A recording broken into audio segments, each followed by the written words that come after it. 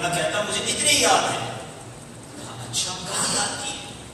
کہا بات یہ ہے کہ میری ماں 18 پاروں کی حافظہ تھی. میں پیٹ میں تھا، ماں تلاوت کا دور کیا کرتی، میں نے ماں کے پیٹ میں 18 پارے یاد کر لیے. ماں کون تھی؟ وہ بچہ کون تھا؟ وہ کوئی اور نہیں، ہم سب کے پیر، پیروں کے پیر شیخ عبد القادر جیلانی رضی اللہ تعالی عنہ ہیں. وہ ماں کے پیٹ میں 18 پارے انہوں نے قرآن کے یاد کر لیے. وہ ماں بھی کیسے خوش نصیب تھی کہ جس کی بدن سے شیخ عبد القادر جیلانی رضی اللہ تعالیٰ جیسی اولاد پیدا ہوئی. اے میرے پیچھے اسلامی بھائیوں، آج انہی شیخ عبد القادر جیلانی جو پیران پیر، پیر دستگیر، روشن ضمیر، قطب ربانی، محبوب سبحانی حضرت شیخ عبد القادر جیلانی ہیں. اور غوث پاک کا مرتبہ یہ ہے، علماء کہتے ہیں اگر آج بھی، جی ہاں صدیاں گزرنے کے بعد بھی اگر کسی کو ولایت ملتی ہے تو غوث پاک کے در سے ملتی ہے. سر بھلا کیا کوئی جانے کہ ہے کیسا تیرا. سنو نا بریلی کے تاجدار سے بتاتے ہیں مرتبہ کیسا ہے. سر بھلا کیا کوئی جانے کہ ہے کیسا تیرا، اولیاء ملتے ہیں آنکھیں وہ ہے تلوا تیرا. کیا دبے جس پہ حمایت کا ہو پنجا تیرا، شیر کو خطرے میں لاتا نہیں کتا تیرا. غوث پاک کی اس کرامت سے معلوم یہ ہو رہا ہے کہ ماں نیک ہو، ماں تلاوت کرنے والی ہو، ماں اللہ کی نیک بندی ہو، اللہ اس کی برکت اس کی اولاد کو بھی عطا فرماتا ہے. سبحان اللہ. غوث پاک کئی اولیاء ایسے ہیں اللہ تبارک و تعالیٰ کے کہ جو بعد میں جا کر جن کو ولایت کا مرتبہ ملا، زندگی کسی اور انداز سے گزرتی رہی. کئی ایسے تھے جو غلط کاموں میں مصروف تھے، توبہ کی، اللہ نے ولایت عطا فرما دی. مگر پیران پیر سیدی غوث اعظم رضی اللہ عنہ کی شان یہ ہے میرے پیچھے اسلامی بھائیوں، جو مادر زاد ولی ہے، اللہ تبارک و تعالیٰ نے ان کو دنیا کی رشد و ہدایت کے لیے بہت پہلے چن لیا. آپ وہ ہستی ہیں کہ جن کی ولادت سے پہلے بشارتیں آنا شروع ہو گئیں. اور اللہ اکبر، غوث پاک رضی اللہ تعالیٰ جب پیدا ہوئے، ابھی تو پیدا نہیں ہوئے، آپ نے ماں کے پیٹ میں قرآن سننے کی تو بات سنی نا. آپ کی والدہ کو جب چھینک آتی، غوث پاک پیٹ میں ہیں، والدہ چھینکنے پر الحمدللہ کہتی، غوث پاک پیٹ ہی سے یرحمکاللہ کی آواز لگایا کرتے، پیٹ سے، ماں کے پیٹ سے جواب دیا کرتے. آپ پیر کا دن تھا، صبح صادق کا وقت تھا، یکم رمضان مبارک تھا، اس دنیا میں جلوہ فرما ہوئے. دنیا میں آتے ہی میرے غوث کے لب پر جو پہلا لفظ تھا اللہ، اللہ کا ذکر جاری تھا. اور پہلا دن تھا رمضان کا، صبح صادق ہو گئی، سارا دن گزر گیا، ماں کا دودھ نہ پیا، پورا گھر پریشان. بچہ پیدا ہو اور ماں کا دودھ نہ پیے تو یہ پریشانی کی بات ہے نا. تو اب پہلا دن گزرا، غروب آفتاب کا جب وقت آیا، غوث پاک نے اس وقت ماں کا دودھ پینا شروع کیا. ہو سکتا ہے پہلے دن تو بات سمجھ نہ آئی ہو، مگر پہلے دن تو شاید بات سمجھ نہ آئی ہو. دوسرا دن جب صبح صادق ہوئی پھر ایسا ہی غوث پاک نے ماں کا دودھ پینا چھوڑ دیا. اب جب غروب آفتاب ہوا پھر دودھ پینا شروع کیا. اب بات سمجھ آنے لگی کہ انہوں نے زندگی کے پہلے دن سے روزہ رکھنا شروع کر دیا. چھوڑا ہے ماں کا دودھ بھی ماہ سیام میں، چھوڑا ہے ماں کا دودھ بھی ماہ سیام میں. سلطان اولیاء کو ہمارا سلام ہو. اے میرے پیچھے اسلامی بھائیوں، اس سے سیکھنے کو کیا ملا؟ اے قادریوں، اے غوث پاک سے محبت کرنے والوں، ہمارے غوث پاک پیدا ہوتے ہی روزہ رکھنا شروع کر دیں. اور غوث پاک کا غلام کہلانے والا رمضان کے روزوں میں بہانے ڈھونڈے، ایسا نہیں ہونا چاہیے. وہی سنیے، غوث پاک رضی اللہ عنہ جب پیدا ہوئے نا جیلان شریف میں، جس دن پیدا ہوئے اس دن جیلان میں 1100 ولادتیں ہوئی. ایک لڑکی پیدا نہیں ہوئی، اللہ نے سب کو بیٹا نواز دیا. اور وہ 1100 کے 1100 سارے کے سارے بچے اولیاء کرام بنے، سب کو ولایت کا مرتبہ ملا. اب میرے پیچھے اسلامی بھائیوں، غوث پاک کا عالم یہ تھا کہ جب آپ لڑکپن میں آپ نے کھیلنے کا ارادہ فرمایا، بچوں کی طرف گئے تو غیب سے آواز آتی ہے، اے عبد القادر، ہم نے تجھے اس لیے پیدا نہیں کیا، کھیل کود کے لیے پیدا نہیں کیا. آپ مدرسے کو جاتے تو آواز آتی، اللہ عز و جل کے ولی کو جگہ دے دو، جگہ کشادہ کر دو. اتنا بڑا مرتبہ بچپن سے ہی ہے. اب غوث پاک کی عمر مبارک 18 سال ہوتی ہے. ماں سے اجازت دیتے ہیں کہ ماں اب جیلان سے بغداد جانا، علم دین حاصل کرنا، نوجوانی کا عالم ہے، ماں کا سہارا ہے. مگر ماں نے روکا نہیں، کہا بیٹا جاؤ، اب بروز محشر ملاقات ہو. آج سفر تو آسان ہے نا، آج تم گھنٹوں میں ایک ملک سے دوسرے ملک چلے جاتے ہیں، مگر وہ ایک سفر تھا کہ ماں کو پتا تھا کہ شاید اب بیٹا واپس نہیں آئے. آج مائیں بچوں کو نیک بننے سے، علم دین سیکھنے سے روکتی ہیں. وہ بھی ایک ماں تھی، ایک ہی وصیت کی کہ بیٹا ہر حال میں سچ بول. غوث پاک چلے. طویل واقعہ ہے، کئی بار آپ نے سنا ہے. اب جب غوث پاک آگے گئے تو ڈاکوؤں نے حملہ کیا، سارے قافلے کو لوٹ لیا. غوث پاک کے پاس بھی ڈاکوؤں کا ایک کارکن جو تھا وہ آیا، کہا بیٹا تمہارے پاس بھی کچھ ہے؟ کہا میرے پاس 40 دینار ہیں. کہاں ہیں؟ میرے لباس میں سلے ہوئے سونے کی اشرفیاں. کہتا ہے کہ عجیب بات ہے، لوگ ہم سے مال چھپاتے ہیں، تم مال بتاتے ہو. اپنے سردار کو بلا کر لیتا ہے. سردار نے بھی یہی سوال کیا، کہاں میرے پاس 40 دینار ہے؟ کہاں ہے؟ میرے پاس لباس میں سلے ہوئے. کیوں بتا رہے ہو؟ چھپا کیوں نہیں رہے؟ جواب دیا کہ بات یہ ہے، جب چلا تھا تو ماں سے وعدہ کیا تھا ہر حال میں سچ کو، لیکن بات سچی ہونا تو دل سے نکلتی ہے، اثر رکھتی ہے. اس پورے واقعے میں کہیں بھی غوث پاک نے 18 سال کی عمر میں ان ڈاکوؤں سے کہا نہیں ڈاکہ مارنا چھوڑ دو، توبہ کر لو. نہیں، صرف سچی بات تھی، وہ تقی کی بات تھی. وہ دل میں پیوست ہو گئی. وہ ڈاکوؤں کا سردار زارو کتار رونے لگا، کہنے لگا کہ یہ بچہ اپنی ماں سے کیے ہوئے ایک وعدے کو پورا نہیں کر رہا. میں اپنے رب کے روزانہ کتنے وعدوں کو پامال کر رہا ہوں. ادھر ہی روتے روتے اس نے توبہ کر لی. نہ صرف اس نے توبہ کی، ڈاکوؤں کے پورے قافلے نے توبہ کر دی. سارا سامان قافلے والوں کو لوٹا دیا. اے قادریوں، اے غوث پاک سے محبت کرنے والوں، یہ تھے ہمارے غوث پاک. نقصان ہوتا ہے تو ہو جائے، میرے غوث نے جھوٹ نہ بولا. آج قادری کہلانے والا، آج 11ویں منانے والا، غوث پاک سے محبت کرنے والا، وہ جھوٹ بولے. پھر سوچے وہ کیسی غلامی ہے. پہلے ہم سنتے تھے کہ لوگ کبھی کبھی جھوٹ بولتے ہیں، آج حال یہ ہے کہ ایسا لگتا ہے کبھی کبھی سچ بولتے ہیں. ایسا نہ کریں. ہم اس آقا کے غلام ہیں جن کے بارے میں بریلی کے تاجدار لکھتے ہیں، سچی بات سکھاتے ہیں، سیدھی راہ چلاتے ہیں. ان آقا کا غلام کہلانے والا جھوٹ بولتا. آؤ میں بھی نیت کروں، آپ بھی نیت کریں کہ انشاءاللہ آج کے بعد کبھی جھوٹ نہیں بولیں گے.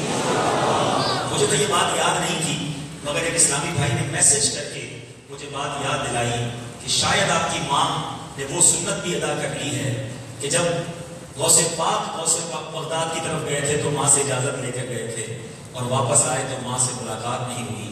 میں بھی اپنی ماں سے 3 دن پہلے اجازت لے کر بغداد کو چلا تھا اور میری ماں نے مجھے الحمدللہ دعاؤں سے نوازا تھا، غوث پاک کے ہی حوالے کیا تھا. اور جب بغداد پہنچا تو والدہ کے وصال کی خبر ملی. بہرحال اللہ کریم والدہ کو جنت میں اعلیٰ مقام عطا فرمائے.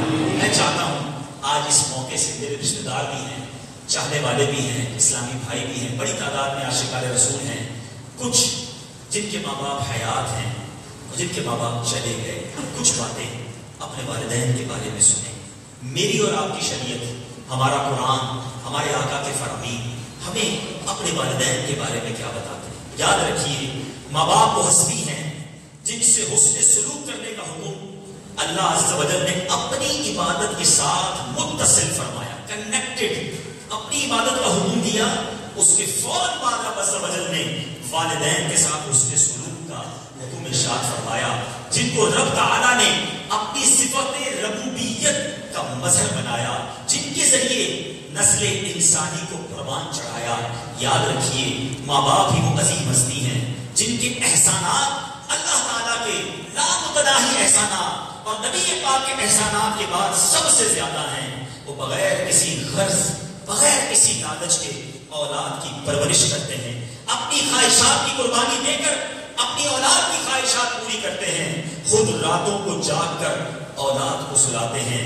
ماں خود گیلی جگہ لیٹ کر بچے کو خشک جگہ سلاتی ہے، خود بھوکی رہ کر بچے کے منہ میں نوالا دیتی ہے. باپ خشک حلق کے ساتھ سارا دن محنت مزدوری کر کے اپنی اولاد کو تر نوالے کھلاتا ہے، خود کو بھوک برداشت کر لیتا ہے. بچوں کے بہتر مستقبل کے لیے کوشش کرتا ہے. ارے ایک ماں ہی تو تھی جس کا دودھ خشک ہو گیا تھا, حلق بھی خشک تھا, مگر بچہ بھی پیاسا تھا. ایک پہاڑ سے دوسرے پہاڑ تک دوڑتی رہی. اللہ کو اس ماں کی ادا ایسی پسند آئی کہ رہتی دنیا کے لیے, ساری دنیا کے حاجیوں اور عمرہ کرنے والوں کے لیے ماں کی اس ادا کو ادا کرنا, صفا مروا کی سعی کرنا لازم قرار دے دیا کہ جب صفا مروا کے درمیان دوڑنا تو ماں کو یاد کرنا کہ خدا کی قسم ساری دنیا کا خلوص ایک پلڑے میں جمع کر دیا جائے اور ماں باپ کا خلوص ایک پلڑے میں جمع کر دیا جائے تو اس کا کوئی ثانی نہیں ہے, کوئی کمپیریزن نہیں ہے. میرے پیچھے اسلامی بھائیوں, لاجیکلی ایک بات سمجھاتا ہوں, دنیا میں جو بھی ہم سے پیار کرتا ہے, محبت کرتا ہے, کوئی نہ کوئی غرض, کوئی نہ کوئی وجہ ہوتی ہے. فقط ماں باپ ہیں جن کے اندر کوئی غرض نہیں ہوتی. ہو سکتا ہے کوئی سوچتا ہو کہ نہیں جناب, ماں باپ بھی ایسے اس لیے پالتے ہیں کہ بیٹا بڑا ہو کر کما کر لائے گا, یہ بھول ہے اس کی. اگر ایسا ہی ہوتا تو معذور بچوں کو کوئی نہ پالتا. ارے جن ماں باپ کے بچے معذور ہیں, نابینا ہیں, ماں انہیں بھی سینے سے لگاتی ہے, باپ ان کو بھی پال رہا ہوتا ہے. تھیلیسیمیا کے مریض ہوتے ہیں, ڈاکٹر کہتے ہیں 20-21 سال کے بعد دنیا سے چلا جائے گا, مگر ماں باپ اس کے لیے بھی دعائیں کر رہے ہوتے ہیں, اس کے لیے بھی جناب محنت کر رہے ہوتے ہیں. ایسا خلوص دنیا میں اور کسی کا نہیں. اور جبھی تو احادیث میں, قرآن پاک کی آیات میں کس طرح ہمیں تربیت دی جا رہی ہے. سبحان اللہ. اللہ تبارک و تعالیٰ قرآن مجید فرقان حمید میں ارشاد فرماتا ہے, بنی اسرائیل کی سورہ بنی اسرائیل پارہ 15 آیت نمبر 23 میں ارشاد ہوتا ہے, ترجمہ کنزول ایمان, اور تمہارے رب نے حکم فرمایا اس کے سوا کسی کو نہ پوچھو اور ماں باپ کے ساتھ اچھا سلوک کرو. اگر تیرے سامنے ان میں ایک یا دونوں بڑھاپے کو پہنچ جائیں تو ان سے منہ نہ کہنا, انہیں نہ جھڑکنا اور ان سے تعظیم کی بات نہ کرنا. تعظیم کی بات کرنا, اف کہنے کی اجازت نہیں ہے, ہوں کہنے کی اجازت نہیں ہے. اور یہ بڑھاپے کی بات قرآن ہمیں سمجھا رہا ہے. اے میرے میٹھے اسلامی بھائیوں, جن کے ماں باپ بڑھاپے تک پہنچ گئے ہیں, ایک بات یاد رکھنا, بڑھاپا اور بچپنا برابر ہو جاتا ہے. بوڑھا ہو جائے شخص, اس کو بات سمجھ نہیں آتی, اس کے اندر چڑچڑا بنا جاتا ہے. یہی تو اب امتحان ہے کہ اسی باپ نے, اسی ماں نے ہمیں بچپنے میں پالا تھا, ہم نے بڑی تکلیف پہنچائی, انڈرسٹینڈ نہیں کرتے تھے, بات بار بار دہراتے تھے, بار بار پوچھتے تھے, بار بار تنگ کرتے تھے. ایک بار بھی ماں باپ نے برا نہیں بنایا. آج بوڑھا باپ ایک بار 3 بات کر لے تو ہمیں لگتا ہے کہ بار بار ایک بات کیوں دہرا رہے ہیں. ارے ابو میں نے سن لیا, ایک بار بتا دو دیا, نہیں اس کا مطلب یہ تھا, آپ کو سمجھ نہیں آتی. آج بندہ ماں سے کہتا ہے, ماں پرانی باتیں کرتی ہے, ماں تمہیں نہیں پتا زمانہ کہاں چلا گیا ہے. تف ہے ایسی اولاد پر جو اپنے ماں باپ سے اس طرح بات کرتی ہے. قرآن کہتا ہے اف نہ کہنا. قرآن کہتا ہے ماں باپ کے بارے میں کسی قسم کی کوئی بدتمیزی نہیں ہونی چاہیے. علماء فرماتے ہیں, سنو, ماں باپ کا ادب یہ ہے کہ والدین کے سامنے ایسے بات کرو جیسے ایک مجرم ایک طرف بادشاہ کے سامنے اپنی حاجت پیش کرتا. ایک بادشاہ کے سامنے مجرم کا کیا انداز ہوگا, لجانے والا, گر گرانے والا. فرمایا جب والدین بڑھاپے کو پہنچ جائیں, ان سے نفرت نہ کرو, ان کا بول و برا صاف کرتے ہوئے اس تک نہ کہو, ذرا سی ناگواری بھی ظاہر نہ کرو, بلکہ سنیے میرے پیچھے اسلامی بھائیوں, پتا چلا کہ علماء فرماتے ماں باپ سے بندہ ایسے بات کرے جیسے غلام آقا سے بات کرتا. جس طرح غلام آقا کی خدمت کرتا ہے نا, ماں باپ سے یہ انداز ہونا چاہیے. مگر بدقسمتی یہ ہے کہ آج باپ بیٹے کا غلام بنا ہوا. بوڑھا باپ ریکویسٹ کرتا نظر آتا ہے, بیٹا تھوڑا سا میرا یہ کام کر دو, میرے لیے تھوڑی سی سامان لے آؤ, میری دوائی لے آؤ, بیٹا طبیعت صحیح نہیں, ڈاکٹر کو دکھا دو. یاد رکھو ہے وہ بچوں جن کے ماں باپ حیات ہیں, اگر آج تمہیں خدمت کا موقع ملا ہے یہ تمہارے نصیب ہے. ماں باپ عموماً خدمت کا موقع دیتے نہیں. میری ماں ایک ہی دعا کرتی تھی, مجھے اللہ کسی کا محتاج نہ بنائے اور مجھے کلمے والی موت دے. میری ماں آج کلمہ پڑھ کے چلی گئی, نہیں دیا ہمیں خدمت کا موقع. مگر وہ بچوں جن کے ماں باپ حیات ہیں, اور اگر تمہیں خدمت کا موقع ملا ہے اس سے جی نہ چھڑانا, خدمت پہ پیچھے نہ ہٹ جانا. وہ دن یاد کرو جب بستر پر میں نے اور آپ نے گندگی کی, وہ دن یاد کرو جب میں نے اور آپ نے راتیں انہیں جگائی. مگر آج اگر ماں باپ کسی وجہ سے ہمیں کسی رات کو اٹھائیں تو اس میں برا نہ ماننا.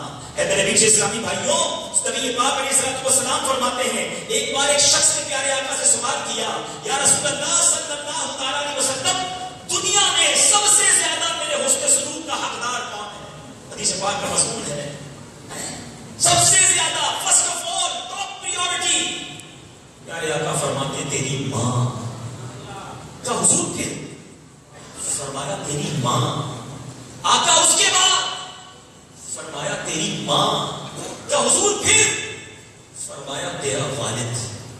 یہ ہے پریورٹی جو حدیث مجھے سکھا رہی ہے. جس نبی کا میں نے کلمہ پڑھا ہے آج میرے دوستوں کے لیے میرے پاس ٹائم ہے. آدھی رات کو دوست فون کرے یار جلدی آؤ گاڑی خراب ہو گئی ہے ابھی آیا, اسکوٹر پنچر ہو گئی ہے ابھی آیا, ارے کہیں کھانا تو کھلاؤ ابھی کھلانا. ساری محبتیں دوستوں کے لیے, کسٹمرز کے لیے, فرینڈز کے لیے. حدیث بتا رہی ہے کہ سب سے پہلی محبت, سب سے زیادہ پیار, سب سے زیادہ اگر کسی کے ساتھ اس نے سلوک کرنا ہے تو وہ ماں ہے. 3 بار فرمایا ماں. اللہ اکبر. اللہ ہمارے علماء پر اور برکتیں نازل فرمائے. میرے نبی کے ہر لفظ پر تحقیق کی گئی. 3 بار کیوں ماں فرمایا, 1 بار والد کیوں فرمایا؟ علماء کرام بتاتے ہیں, شارحین حدیث بتاتے ہیں 3 بار ماں اس لیے کہا کہ ماں کے بچے پر 3 احسان ہیں. ماں بچے کو پیٹ میں پالتی ہے, 9 ماہ تکلیف اٹھاتی ہے, ولادت کے وقت موت کے قریب ہو کر واپس آتی ہے. کئی عورتیں مر جاتی ہیں ولادت کے وقت. یہ اتنی بڑی تکلیف ہے جو میری اور آپ کی ماں نے ہمیں ولادت کے وقت پیدا کرتے وقت اٹھائی. اور تیسرا احسان, ماں بچے کی پرورش کرتی ہے. یہ 3 احسان ہیں ماں کے. والد کے بارے میں 1 بار کیوں فرمایا؟ اس لیے کہ والد ایک احسان کرتا ہے کہ بچے کی پرورش کرتا ہے. مگر علماء نے کمال اس حدیث کی تطبیق کی. کوئی حدیث پڑھ کے سوچے نا کہ چلو بھائی اب تو والد کی اہمیت ہی نہیں رہی, ماں کی عزت کرو گا. نہیں, علماء فرماتے ہیں اب اس حدیث کے تحت طے یہ ہوا کہ خدمت ماں کی زیادہ کرے اور تعظیم, رسپیکٹ والد کی زیادہ کرے. کیوں کہ وہ تمہاری ماں کا بھی سرتاج ہے, تمہاری ماں کا بھی شوہر ہے. اس لیے عزت والد کی زیادہ کرنی ہے اور خدمت جو ہے وہ ماں کی زیادہ کرنی ہے. اے میرے میٹھے اسلامی بھائیوں, میرے اور آپ کے گھر میں وہ نعمت موجود ہے جس کی قدر کیجیے. سرور کائنات صلی اللہ علیہ وسلم نے ارشاد فرمایا, آقا فرماتے ہیں ما من ولد باری ينظر الى والديه نظرة رحمة الا كتب الله بكل نظرة حجة مبرورا. آقا فرماتے ہیں جو بچہ اپنے والدین کو محبت کی نگاح سے دیکھے, سختی سے نہیں. ارے ذرا سوچو, خدمت کرنے کی بات تو بہت اعلیٰ ہے, فقط محبت کی نگاہ سے دیکھے. آقا فرماتے ہیں اللہ رب العالمین اسے حج مبرور کا ثواب عطا فرماتا. صحابی رسول نے کیا خوبصورت سوال کیا. عرض کرتے ہیں یا رسول اللہ قالوا وان نظر كل يوم 100 مرة. آقا اگر کوئی دن میں 100 بار دیکھ لے, ماں باپ تو گھر میں نا, پھر بھی محبت سے نہیں ملتے. آقا فرماتے اللہ اکبر وہ اطیب, کوئی بچہ 100 بار ماں باپ کو محبت سے دیکھے اللہ اسے 100 حج کا ثواب عطا فرمائے. یہ نعمت جس کے پاس ہے قدر کر لو. چلی گئی تو بڑی یاد آئے گی. جس کو دیکھ کر حج کا ثواب کماؤ گے. کوئی روپیہ پیسہ خرچ نہیں ہوتا, بس جا کے ہاتھ چوم لو, محبت سے ماں باپ سے مل لو, روز حج کا ثواب کما لو. میرے آقا علیہ الصلوۃ والسلام فرماتے ہیں وہ بچوں جن کے ماں باپ زندہ ہیں, ساری دنیا کو تمہیں راضی کرنا ہے, اپنی بیوی بچوں کو خوش کرنے کی فکر ہے. مگر میں بتاتا ہوں اپنے آقا کی حدیث کے ذریعے کہ رب کس سے راضی ہوتا ہے. آقا فرماتے ہیں رضا الرب فی رضا الوالدی وسخط الرب فی سخط الوالدی. آقا فرماتے ہیں ماں باپ راضی ہیں تو رب راضی ہے, اور ماں باپ کی ناراضی میں رب کی ناراضی ہے. ان کو راضی رکھنا, ان کو ناراض نہ ہونے دینا. اے میرے میٹھے اور پیارے اسلامی بھائیوں اور مدنی چینل کے ناظرین, وہ لوگ جو ماں باپ کو ستاتے ہیں, ماں باپ کو تنگ کرتے ہیں, اونچی آواز میں بات کرتے ہیں, سنو, دنیا میں بھی بربادی ہے, آخرت میں بھی بربادی ہے. نبی پاک فرماتے ہیں ماں باپ کے نافرمان, ذرا سوچئے سب سے زیادہ جہنم میں کس کو عذاب دیا جائے گا؟ شیطان کو نا. ابلیس سے بڑا عذاب تو کسی کو نہیں دیا جائے گا مگر جو ماں باپ کو ستانے والا ہے. آقا فرماتے ہیں ماں باپ کا نافرمان اور ابلیس کے درمیان جہنم میں 1 درجے کا فرق ہوگا.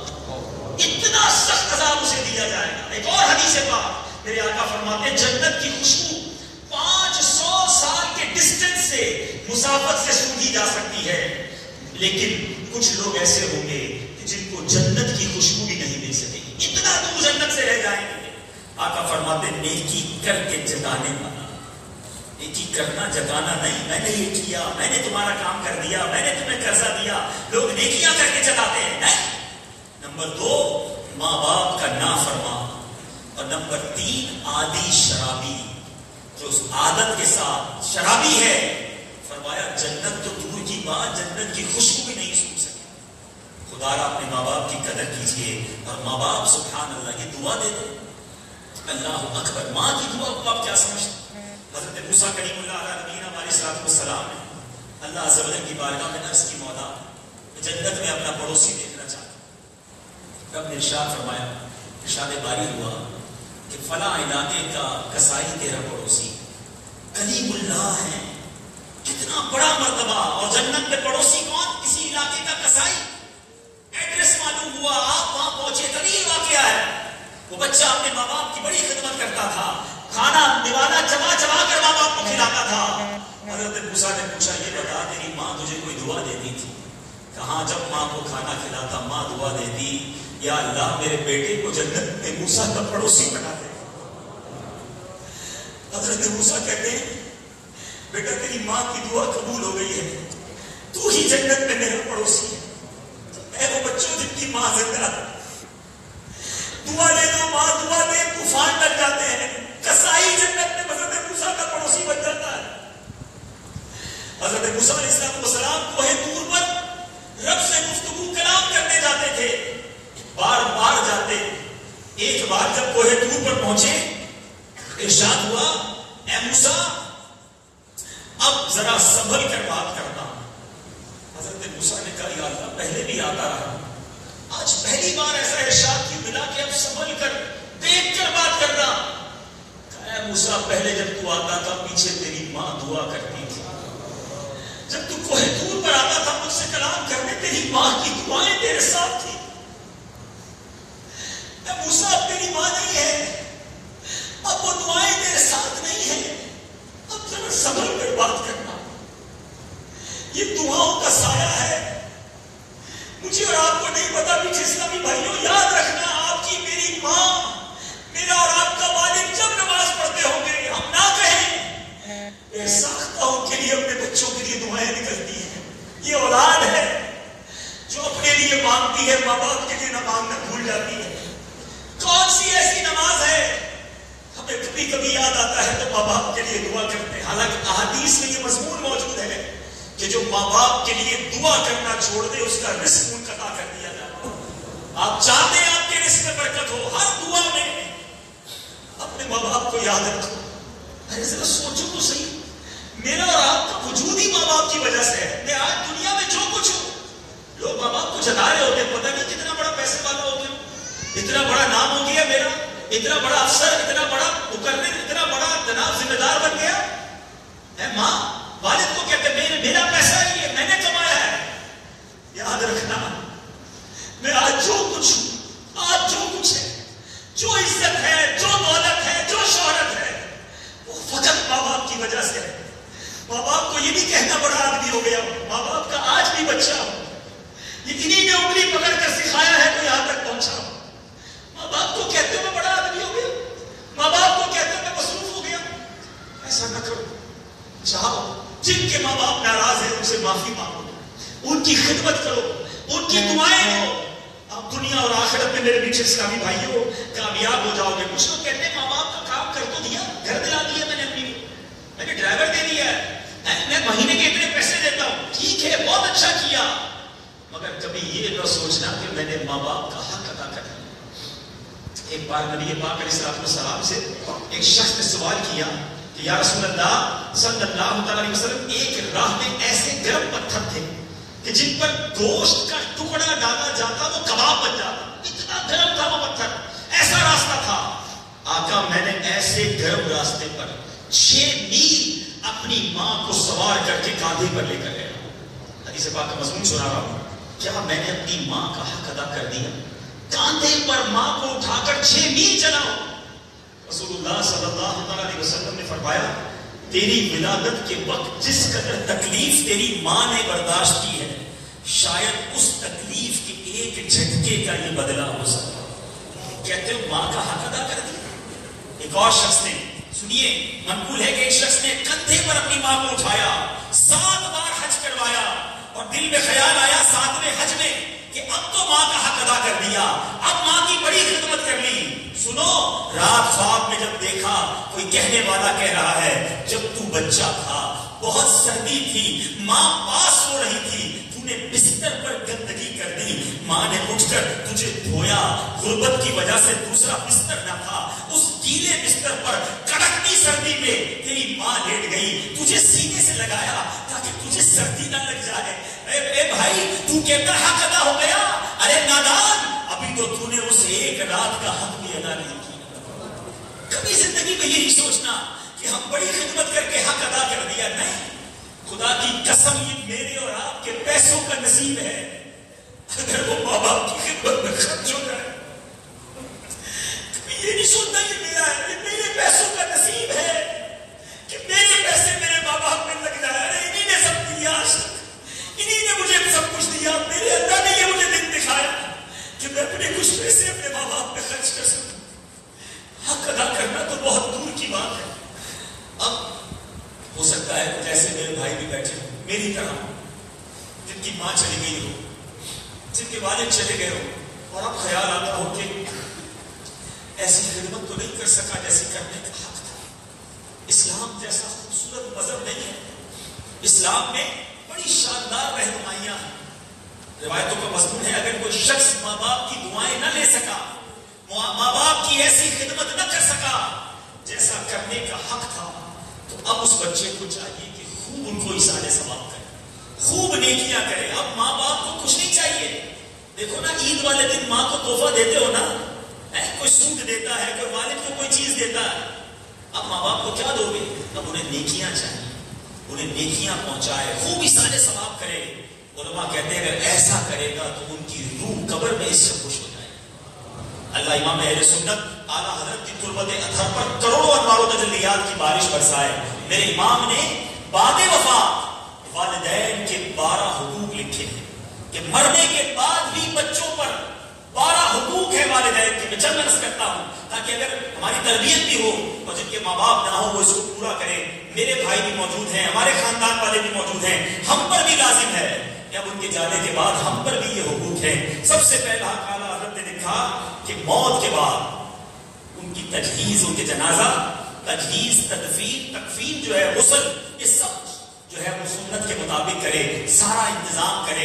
یہ پہلا حق ہے کہ اس میں سنت کا, مستحبات کا خیال رکھے اور اچھے انداز میں ان کے ساتھ یہ معاملہ کرے. دوسرا حق, ان کے لیے ہمیشہ دعا استغفار کرتا رہے, اس سے غافل نہ رہے, جتنا ہو سکے صدقہ کرے, نیک اعمال کرے اور ان کی روح کو ثواب پہنچائے.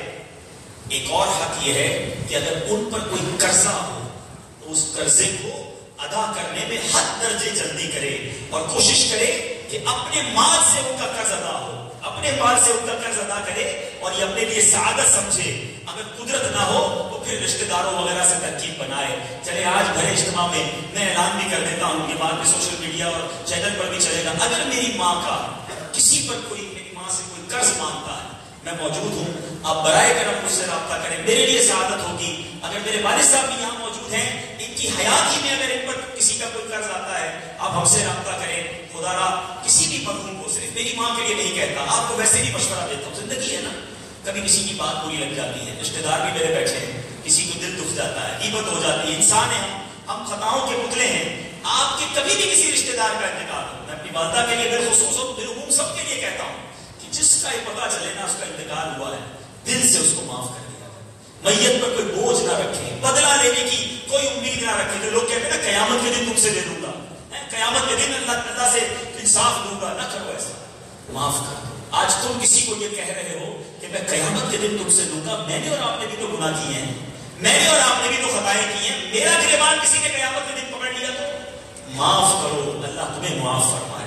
احادیث کا مضمون ہے, جو معاف نہیں کرتا اسے معاف نہیں کیا جاتا, جو رحم نہیں کرتا اس پر رحم نہیں کیا جاتا. معاف کرنے والے بنے, انشاءاللہ ہمیں بھی معاف کر دیا جائے گا. اعلیٰ حضرت مزید لکھتے ہیں کہ اب جو انہوں نے وصیت کی ہے, جو شرعی اس میں کا بہاتے نہ ہو, تو اس وصیت کو حق المقدور پورا کرے، یہ ماں باپ کا حق ہے۔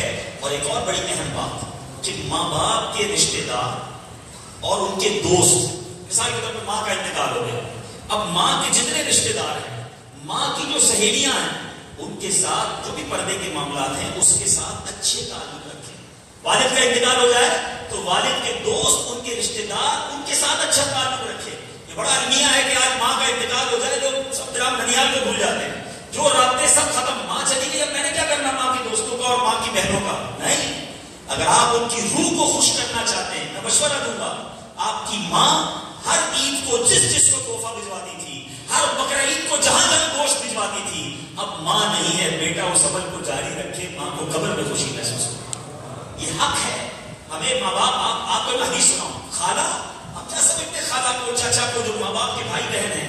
ایک شخص نبی پاک علیہ السلام کی بارگاہ میں حاضر ہوا، میں بیان انشاءاللہ اگلے چند منٹوں میں ختم کرتا ہوں تاکہ ہمارے جو بھی ٹائمنگ ہے اس میں بات پوری ہو جائے۔ ماں ایک شخص نبی پاک علیہ السلام کی بارگاہ میں حاضر ہوا، عرض کی حضور میں بڑا گناہگار ہوں، کیا میری توبہ ہو جائے گی؟ ذرا سوال سنیے گا اور نبی پاک کا جواب سنیے۔ سوال کیا ہے؟ حدیث کا مضمون ہے، یا رسول اللہ بہت بڑا گناہگار، بہت خطائیں، کیا میری مغفرت ہو جائے گی، میری توبہ قبول ہو سکتی ہے؟ پیارے آقا نے سوال کیا کہ تیری ماں ہے، سوال گناہ کا ہے، خطاؤں کا ہے، اللہ کے گناہ کیے ہیں۔ اگر آقا نے جواب میں سوال دوسرا کر دیا کہ تیری ماں زندہ ہے، تو اس کی ماں نہیں ہے، فرمایا تیری خالہ ہے، ہاں یا رسول اللہ میری خالہ ہے۔ آقا نے فرمایا جا اس کی خدمت کر، اللہ تیرے سارے گناہ معاف کر دے۔ یہ ہے ہمارے رشتے دار اور یہ ہے ہماری شریعت، یہ ہے ہمارا اسلام۔ نمازیں پڑھنا، روزے رکھنا، عبادتیں کرنا بہت اچھی بات ہے، بہت سارے مجھے نمازی، حاجی، زکات دینے والے نظر آ رہے ہیں، بہت اچھی بات ہے، یہ اللہ کے حقوق ہے، مگر یاد رکھو حقوق العباد کا معاملہ بڑا نازک ہے۔ نمازیں پڑھ کر، نوافل پڑھ کر، خوب مزاروں پر جا کر ہم سمجھتے ہیں بڑے کام کر لیے، گھر میں بہن ناراض، گھر میں والدہ پریشان، فیملی ہم سے بدزن، یہ عبادتیں کام نہیں آئیں گی، یہ منہ پر مار دی جائیں گی اگر گھر والے، خاص طور پہ ماں باپ اور قریبی رشتے دار ہم سے ناراض ہیں۔ ہم صدقہ خیرات بھی بانٹتے وقت اپنے رشتے داروں کو بھول جاتے ہیں۔ علماء موجود ہیں، احادیث میں یہ مضمون ملتا ہے، بندہ غیروں کو صدقہ دے ایک ثواب ملتا ہے، عزیز رشتے داروں کو ثواب دے 2 بار ثواب ملتا ہے، ایک صلہ رحمی کا ثواب، ایک اللہ کی راہ میں خرچ کرنے کا ثواب۔ جب بھی زکات دینی ہو، صدقہ دینا ہو، خیرات دینی ہو، پہلے اپنے قریبی رشتے داروں کو دیکھیں۔ ہاں وہ رشتے دار نہیں جن کو زکات نہیں دے سکتے، اپنے ماں باپ کو، اپنے بچوں کو زکات نہیں دے سکتے، لیکن چاچا، ماموں، خالہ، بہت سارے ایسے قریب میں ہوتے ہیں جو پریشان ہوتے ہیں، ہم دنیا کو بانٹنے ہوتے ہیں اور اپنوں کو بھول جاتے ہیں۔ حدیث پاک کا مضمون ہے، بروز قیامت اللہ ان لوگوں پر نظر رحمت نہیں فرمائے گا جو غیروں کو بانٹے اور اپنوں کو بھول جائیں۔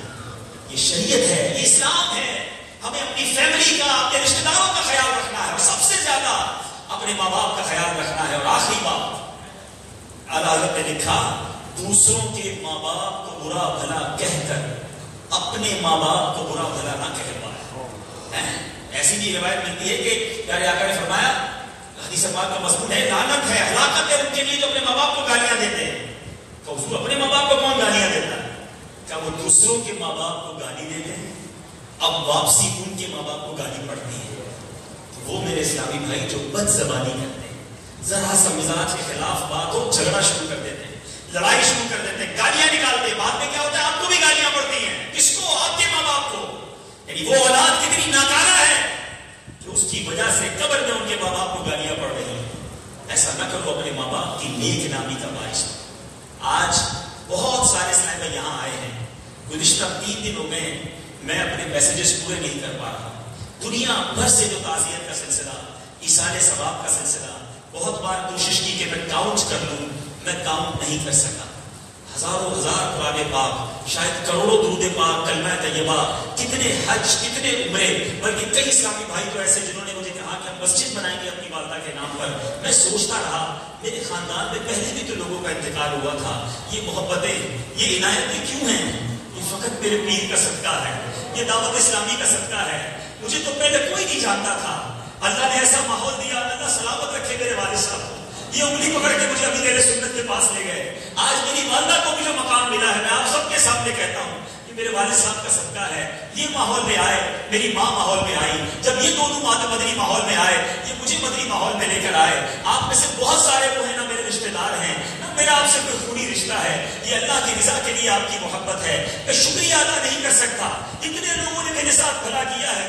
میں اللہ سے دعا کرتا ہوں، اللہ تو ان سب کے نام جانتا ہے، تو ان سب کی نیتوں کو جانتا ہے، تو ان سب کی محبتوں کو جانتا ہے. ایسے ایسے علماء آئے، کہاں کہاں دنیا سے علماء نے مجھے میسج کیے، کچھ حقیقی اوقات کیا، بڑے بڑے شیخ الحدیث صاحب نے مجھے میسج کیے، مجھے دعاؤں سے نوازا، میری ماں کو اپنی زندگی کی نیکیاں ارسال کی. اے اللہ تو ان سب کو بہترین جزا عطا فرما، تو ان سب کو دنیا اور آخرت کی برکتیں عطا فرما. ان سب کو ان کے ماں باپ کی خوشیاں دیکھنا اور ماں باپ کو درازیوں میں دل خیر عطا فرما.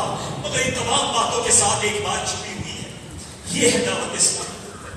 خدا را خود بھی اس ماحول میں آ جاؤ اور اپنے بچوں کو بھی اس مدنی ماحول میں ڈال دو. کہ ایسا نہ ہو کہ مرنے کے بعد ایسی اولاد ہو جس کو جنازہ پڑھنا بھی نہ آئے، ایسی اولاد چھوڑ کر مجھے اور آپ کو نہیں مرنا جس کو قرآن بھی پڑھنا نہ آئے. آپ کی اولاد کروڑ پتی ہو مگر آپ کی قبر پر آ کر یاسین نہ پڑھ سکے تو اس کے کروڑوں کس کام کے. آپ کی اولاد اربوں پتی ہو مگر دل میں انفاق فی سبیل اللہ، اللہ کی راہ میں خرچ کرنے کا جذبہ ہی نہ ہو تو آپ کے مرنے کے بعد سوچیں گے پپا تو چلا گیا، اب کیا اس کے لیے خرچ کرنا. خوف خدا ہوگا، عشق رسول ہوگا، اچھا ماحول ہوگا تو مرنے کے بعد بچے سوچیں گے کہ والد تو چلا گیا، چلو ابو کے نام کی مسجد بناتے ہیں، چلو ابو کے نام پر اِیصال ثواب کا کوئی کام کرتے ہیں. تو ہے میرے پیچھے اسلامی بھائیوں، ہم سب کا مرنے کے بعد صدقہ جاریہ اچھی اولاد ہے. آج حالت یہ ہے ہم اپنی اولاد کی اچھی تربیت نہیں کر سکتے، مگر دعوت اسلامی تو ہے نا اپنی اولاد کو. اچھا اولاد ایسے نہیں آئے گی، باپ کہے میں ایک وقت کی نماز نہ پڑھوں میرا بیٹا 5 وقت کا نمازی بن جائے. میرے والد صاحب مجھے انگلی پکڑ کر لاتے رہے، ایک ایک اجتماع میں لے کے جاتے رہے، امیر اہل سنت کے ساتھ مجھے لے کر جاتے رہے. میں بہت چھوٹا تھا، مجھے وہ سارے دن یاد آتے، میں نے کتنا تنگ کیا مگر اس مرد کلندر نے بس نہیں کی، ایک وقت تک مجھے لے جاتے رہے اور پھر امیر اہل سنت کے حوالے کر دیا.